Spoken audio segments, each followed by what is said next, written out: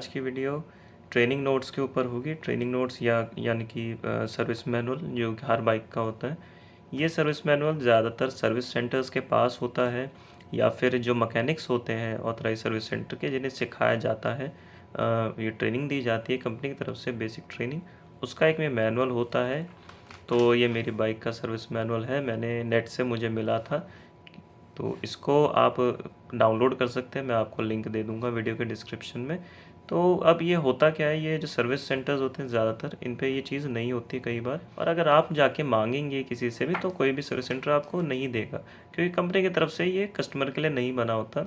ये service manual उनके mechanics के लिए होता है, और कस्टमर को, क्योंकि वो कंपनी ये मानती है कि कस्टमर को अपनी व्हीकल खुद रिपेयर नहीं करनी चाहिए या फिर किसी रोड साइड मैकेनिक से भी रिपेयर नहीं करवानी चाहिए, क्योंकि कंपनी ये चाहती है कि आप जो इनकी बाइक है आप उन्हीं के सर्विस सेंटर से रिपेयर करवाएं।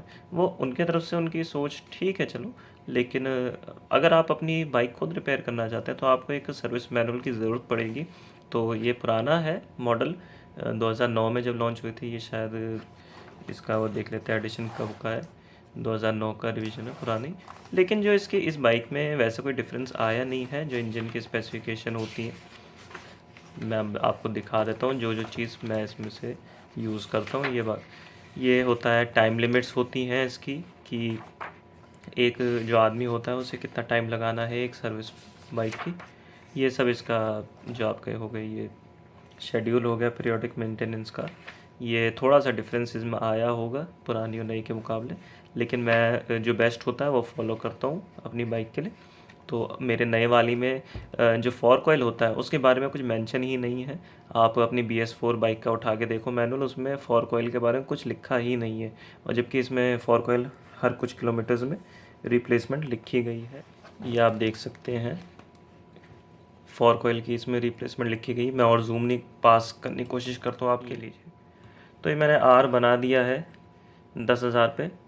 तो ये निर्भर करता है कि मुझे लगता है कि 10-15 हज़ार पे बदल लेना चाहिए, क्योंकि जो फॉर्क ऑयल होता है इसकी जो ये कैपेसिटी होती है, जो डैम्परिंग होती है, जो झटके एब्जॉर्व करता है, इसकी क्वालिटी 10,000 के बाद ख़त्म हो जाती है, जो मैंने अपनी बाइक में नोटिस करा है। तो मैं उस हिसाब से बदलता हूँ। कंपनी ने 20,000 पहले बोलती थी, तो ठीक है, एक नॉर्मल बाइकर के लिए, नॉर्मल कस्टमर के लिए 20,000 ठीक है। तो मैं मानता हूँ तेल बदलना सस्ता है पार्ट के बजाय, क्योंकि इसके जो सस्पेंशन होते हैं ये 4-5 हज़ार से 6-7 हज़ार के ऐसे पड़ते हैं, और इसकी सील्स भी इस बहाने बदल जाती है। और अक्सर आपने देखा होगा बाइक की सील मेरे हिसाब से तो 15,000 पे लीक कर जाती, 20,000। मेरी तो चलती नहीं ऑयल सील, मेरी ऑलमोस्ट 13,000 से पहले ही लीक कर गई थी, 11-12 हज़ार पे। तो मैंने तभी इसका ऑयल भी बदल लिया था और तभी इसकी ऑयल सील भी बदल दी थी। तो ये इस तरह के इसमें चीज़ें होती हैं इंस्ट्रक्शंस मैनुअल में आपके लिए। ये छोटी छोटी चीज़ें जो आप, अगर आप नए हैं बाइक के लिए, आपको सर्विसिंग नहीं पता ज़्यादा, तो ये सारी इसमें बातें आपको पता चल जाएंगी। जैसे एयर फिल्टर साफ़ करना, ऑयल फिल्टर रिप्लेस करना, ये स्पार्क प्लग के बारे में गैप वैप दिया होता है, कितने हज़ार किलोमीटर पे बदलते हैं, ये सब इसमें डिटेल होती है।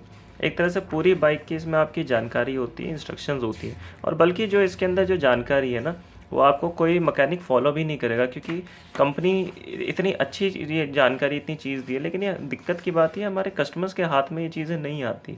तो इसको नेट से आप डाउनलोड करके प्रिंट कर सकते हैं, मैंने कर रखी है अपने। मैं जब रिपेयर करता हूँ बाइक तो इन चीज़ों का ख्याल रखता हूँ।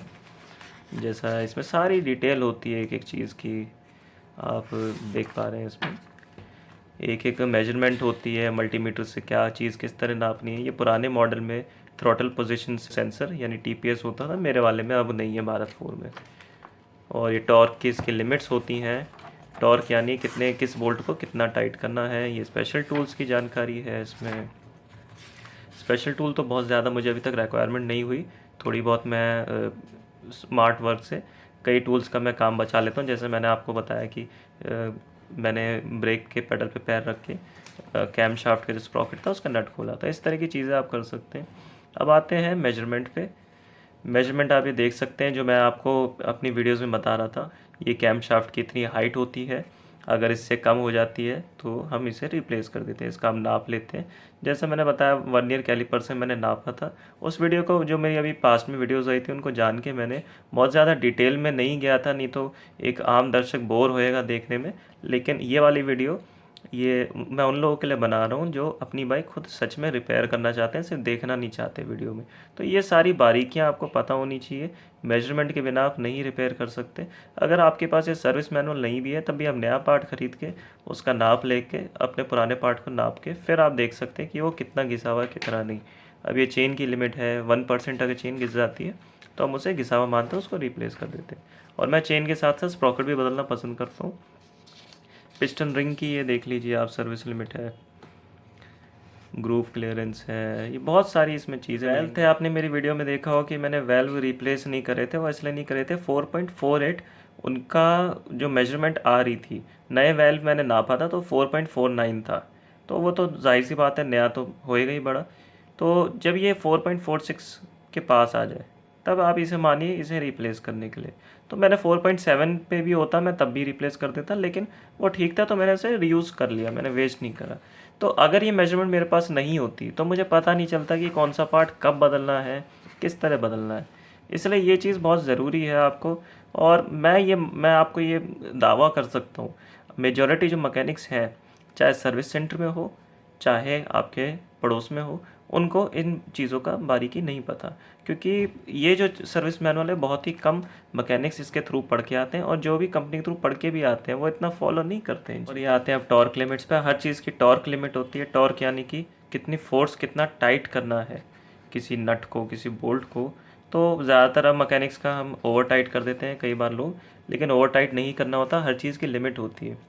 अब ये देखिए आपके 2.2 से लेकर 2.5 kg मीटर इसकी लिमिट है।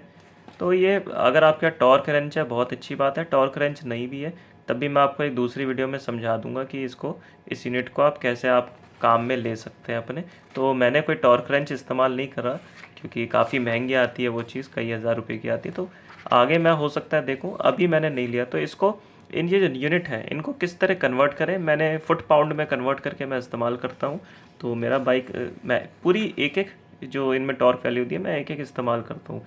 ऐसा नहीं है मैं कोई नहीं करता, लेकिन हाँ मैं हाथ के अंदाजे से काम करता हूँ क्योंकि मेरे पास अभी वो प्रॉपर टूल नहीं है। ये आपको डायग्राम दिया ऑयल फ्लो का, किस तरह ऑयल फ्लो करता है। ये सारी आपकी इसमें डिटेल्स दे रखी होती हैं सर्विस मैनुअल में, क्या चीज़ करनी है क्या नहीं करनी।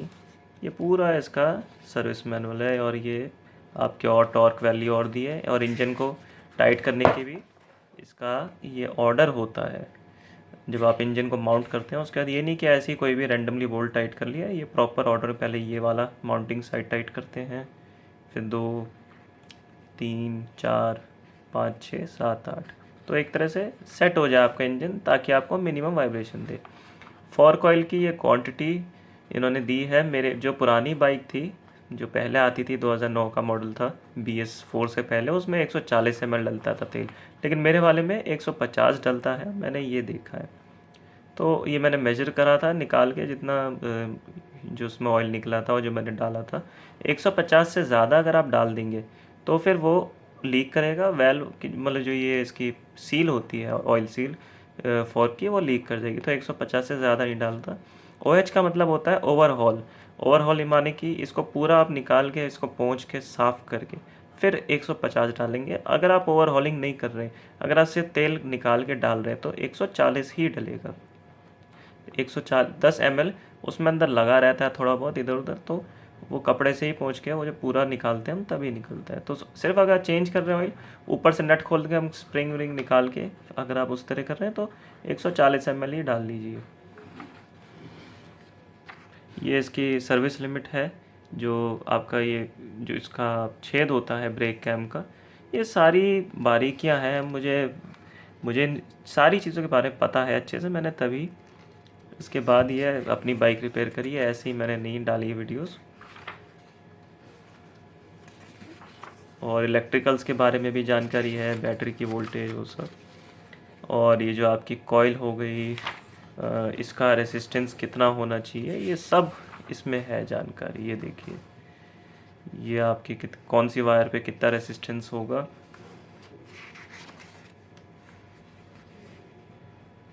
TPS पहले होता था, ये थ्रॉटल पोजीशन सेंसर का रेसिस्टेंस वो सब, तो अब तो मेरे वाली में नहीं है ये। इसके बाद इसमें ज़्यादा कुछ ऐड हुआ नहीं है। ऑटो चोक होता था पहले, अब मेरे वाले मॉडल में मैनुअल चोक है। तो ऑटो चोक में कई बार प्रॉब्लम आती थी लोगों को कि चोक उसका काम नहीं करता था या लगा रहता था।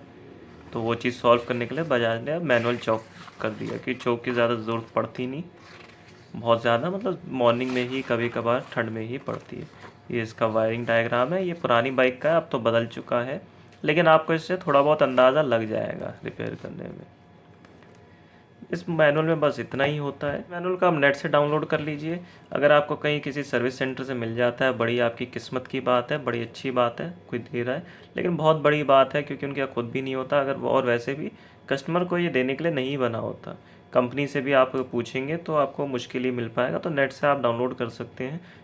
इस मॉडल का ये वाला वर्जन मुझे मिला। अगर आपको कोई नया वर्जन के बारे में पता है तो ज़रूर उसको हमारे सब्सक्राइबर्स के साथ शेयर करिए, उससे सबका फ़ायदा होगा इस बाइक का। क्योंकि ये वैसे भी मॉडल बंद हो चुका है, तो इसका सर्विस सेंटर भी मेरे ख्याल से मैनुअल रख के उतना पता नहीं कितने हैं उन पे, कितने नहीं हैं। तो ज़्यादातर मैकेनिक्स अंदाजे से काम करते हैं, लेकिन अंदाज़ा नहीं चलता बाइक में। और मेरी वीडियोस में भी कई लोग जो मेरे सब्सक्राइबर सोच रहे होंगे कि मैं ऐसे ही वीडियोस बना रहा हूँ, ऐसे ही नहीं बनाई मैंने। एक एक वीडियो का लॉजिक है और एक एक मैंने पार्ट का मेजरमेंट लिया है। वो अलग बात है, मैंने आपको वीडियो में नहीं दिखाया, क्योंकि अगर मैं इतनी सारी चीज़ें वीडियो में डालूंगा, पहले ही लोग 5 मिनट की वीडियो, 10 मिनट की वीडियो पूरी स्किप करके देखते हैं, पूरी कोई बहुत ही कम लोग देखते हैं। तो वैसे अटेंशन स्पैन कम है लोगों का, तो मैं अगर इतनी लंबी वीडियो देखूंगा, कोई डालूंगा तो कोई देखेगा भी नहीं, इसलिए मैंने वो चीज़ें कवर नहीं करी। अगर आप चाहोगे तो मैं ज़रूर और डिटेल में मैं बता सकता हूँ आपको कि क्या क्या पार्ट को किस तरह नापा जाता है। और पे जो बड़ी बड़ी बातें थी, मैंने मोटी मोटी बातें आपको सारी बताई हैं। बारीकी ये सर्विस मैनुअल है, इसमें एक एक चीज़ आपको मिल जाएगी। ये सबसे बढ़िया तरीका है ये। ऐसे ही मैंने स्पेयर पार्ट का भी कैटलॉग प्रिंट करके रखा हुआ है, मुझे स्पेयर पार्ट की जैसे ज़रूरत पड़ती है। ये तो खैर पुराना हो गया, अब इतना काम नहीं आता, क्योंकि इनमें कई सारे पार्ट्स अब अपडेट हो गए हैं। ये पल्सर 135 का जो ये BS3 मॉडल का है, मेरे ख्याल से BS2 है, 3 है। तो BS4 में कई पार्ट्स अलग है, लेकिन जो बड़े बड़े पार्ट है, फ्रेम के हो गए या ये कुछ पार्ट्स हो गए इंजन के, तो ये सेम होते हैं। जैसे गैसकेट है, ये सारा इसमें डिटेल है। गियर बॉक्स भी ऑलमोस्ट सिमिलर है, थोड़ी बहुत चीज़ें अलग होंगी, तो इससे आइडिया लग जाता है। नहीं तो मैं एक ऑनलाइन वेबसाइट है 99 RPM, उसका मैं लिंक डिस्क्रिप्शन में डाल दूंगा। मैं उस पर जाके स्पेयर पार्ट्स के जो वो है नंबर है स्पेयर पार्ट के, वो मैं ले लेता हूँ और वो सर्विस सेंटर पे जाके कोड कर देता हूँ। क्योंकि आपको पता है, अगर आप डायरेक्ट जाके लेंगे सर्विस सेंटर में तो आपको नहीं देंगे वो पार्ट्स, क्योंकि वो कहेंगे उनके पास टाइम नहीं है, और इतने सारे छोटे छोटे पार्ट्स का वो आपके लिए नंबर नहीं ढूंढेंगे। अगर आप अपनी सवारी रिपेयर करने के दे देंगे, तभी वो आपके लिए रिपेयर करके वो लगा के देंगे। तो आपको ओवर द काउंटर वो नहीं देंगे, तो इसलिए आपको पार्ट नंबर खुद से ही कोड करने पड़ते हैं। 99 RPM पे अभी मैंने ऑर्डर करा नहीं, अगर मैं उसका करूँगा तो मैं उसका ज़रूर रिव्यू दूंगा। मैं पसंद ये करता हूँ कि मैं सर्विस सेंटर से लूँ जाके, थोड़ी मेरी आदत है ये।